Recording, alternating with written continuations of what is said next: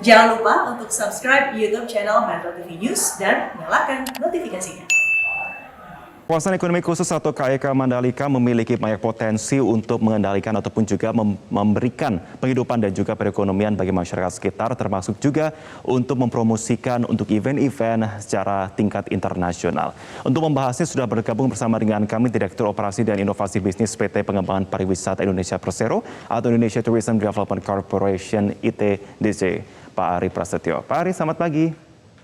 Selamat pagi Marvin, iya, salam sejahtera buat kita semua. Salam sejahtera dan salam sejahtera juga Pak Ari. Sebelum kita akan membahas lebih lanjut Pak Ari, kita akan simak bersama ya beberapa data-data yang sudah kami kumpulkan dan kita akan suguhkan mengenai apa saja sih kawasan ekonomi khusus Mandalika tersebut ya Pak Ari ya. Baik, yang pertama saya akan jelaskan untuk pemirsa, di mana yang pertama pemirsa Mandalika ini kalau kita simak bersama ya banyak yang warganet ini mempertanyakan Mandalika itu sebenarnya berasal dari mana? Mandalika berasal dari nama seorang tokoh legenda yakni Putri Mandalika yang terkenal dengan parasnya yang cantik, sehingga ini pun menjadikan momentum untuk kemudian menjadikan nama Mandalika ini menjadi internasional, terutama kita melihat bahwa ada potensi di sini. Landasan hukumnya bagaimana? Ini sesuai dengan PP nomor 52 tahun 2014 dan beroperasi pada 20 Oktober 2017, di mana untuk Badan Usaha Pengembangan dan pengelolaannya adalah PT Pengembangan Pariwisata Indonesia atau ITDC. Selanjutnya kita simak bersama di sini pemirsa. Beberapa luas area yang ada di sini kita simak bersama adalah di 1035,67 hektar, lokasinya tepatnya di Kabupaten Lombok Tengah, Nusa Tenggara Barat. Banyak kemudian bertanya-tanya di mana, tapi tepatnya di Kabupaten Lombok Tengah.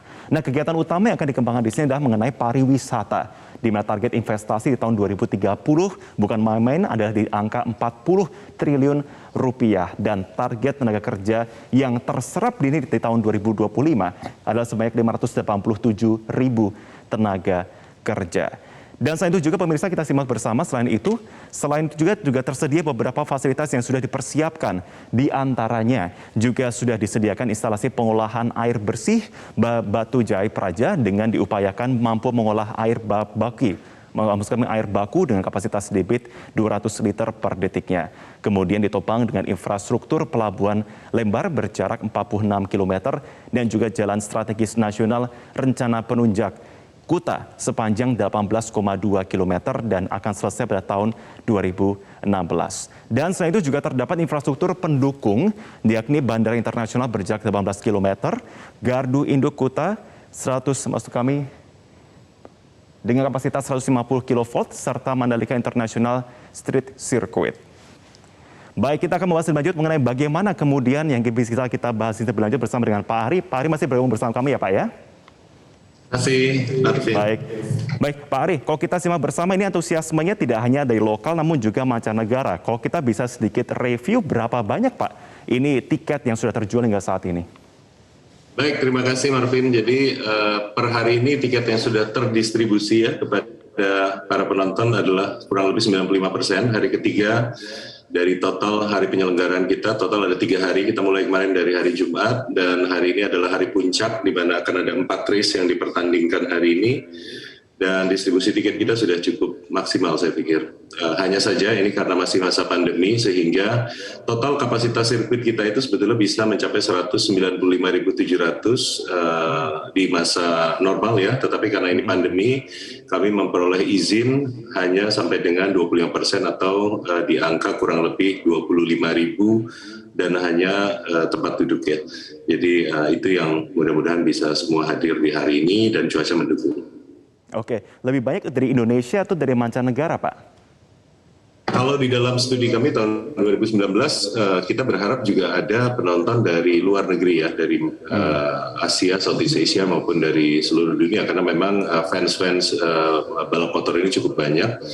Tetapi karena memang ini masih pandemi, mayoritas penonton kita non-officials ya, kalau officials pasti dari luar negeri, ada kurang lebih sekitar 600-an orang termasuk pembalap, tetapi untuk penonton bisa dikatakan 100% Indonesia, dari seluruh Indonesia. Oke, mengenai kualitas sirkuit ini menjadi perhatian dari banyak pihak ya Pak ya, bagaimana evaluasi dari FIM sendiri Pak? Ya, jadi sirkuit kita ini sudah didesain secara baik ya, menggunakan konsultan internasional.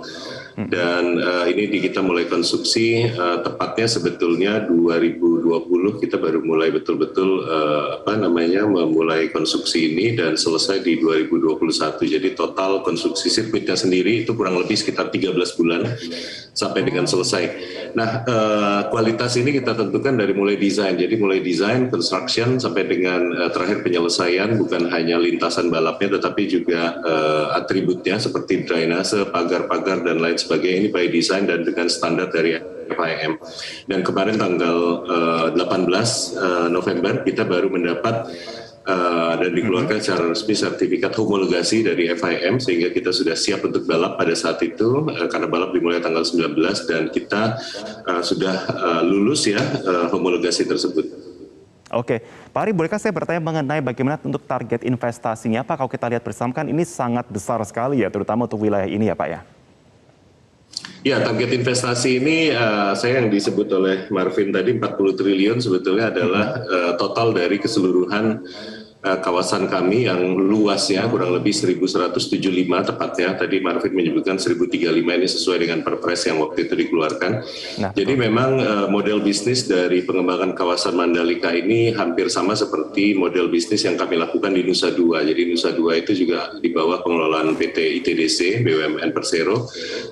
Nusa Dua kurang lebih luasnya 350 hektar, sementara di sini kita hampir 4 kali lipat ya. Tugas kita ini adalah melakukan pengembangan infrastruktur dan ruang-ruang publik dan mengerjasamakan ini dalam bentuk sewa jangka panjang dengan para investor. Jadi contoh misalnya satu hotel gitu ya, satu hotel itu untuk yang kelas bintang 5 itu nilai investasinya bisa di angka kurang lebih 600 sampai 800 miliar per hotel. Jadi 40 triliun tadi adalah investasi kami selaku BUMN atau ITDC dalam mengembangkan infrastruktur. Saat ini tidak kurang dari 3,5 triliun yang sudah dan akan kami gelontorkan ke sini untuk memastikan infrastruktur di dalam kawasan tadi terbangun. Dan juga yang besar sebetulnya leverage-nya adalah dari investasi swasta yang nanti akan datang untuk menyewa lahan, karena lahan ini adalah lahan milik negara, jadi tidak bisa diperjualbelikan dan kerjasamanya dalam bentuk sewa lahan selama 30, 50, dan 80 tahun. Jadi nilai investasi tadi adalah investasi swasta yang nanti akan kita proyeksikan akan digelontorkan di sini.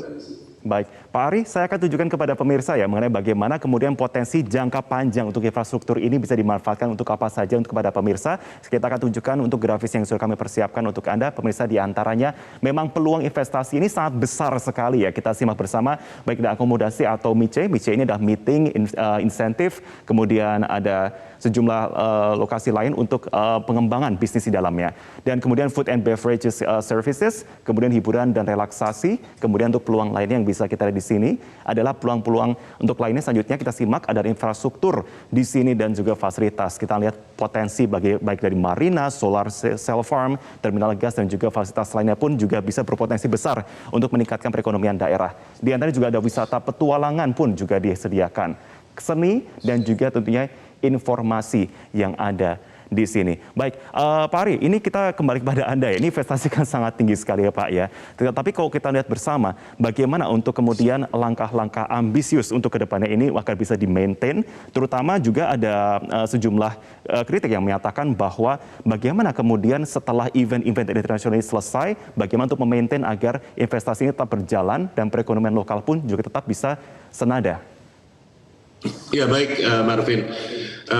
Iya, tadi memang beberapa jenis-jenis investasi sudah dipaparkan. Saya pikir saya sampaikan di sini bahwa konteks atau tagline ya dari pengembangan kawasan Mandalika ini adalah sports and entertainment. Jadi ini kita lagi mulai sekarang untuk menggelar satu balapan besar World Superbike, dan insya Allah tahun depan kita akan menjadi venue atau tuan rumah untuk event MotoGP ya.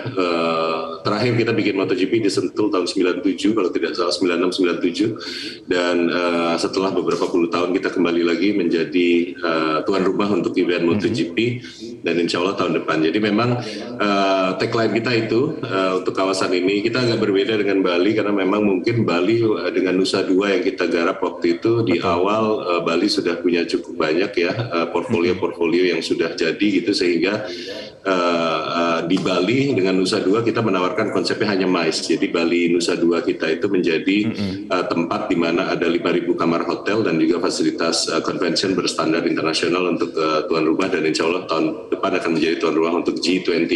Tetapi di Mandalika saya pikir konsepnya berbeda karena kita harus menciptakan crowd gitu ya. Kita harus menciptakan satu keramaian baru, dan memang ini yang nanti akan menjadi sweetener atau menjadi mengencourage investasi-investasi tadi, sehingga sports and entertainment menjadi tema kami. Nah tadi hiburan, relaksasi, seni, investasi itu adalah tipe-tipe investasi yang nantinya akan ada. Jadi kami optimis ya dengan adanya World Superbike, MotoGP, dan tentunya sirkuit ini tidak hanya digunakan untuk 2 event tersebut.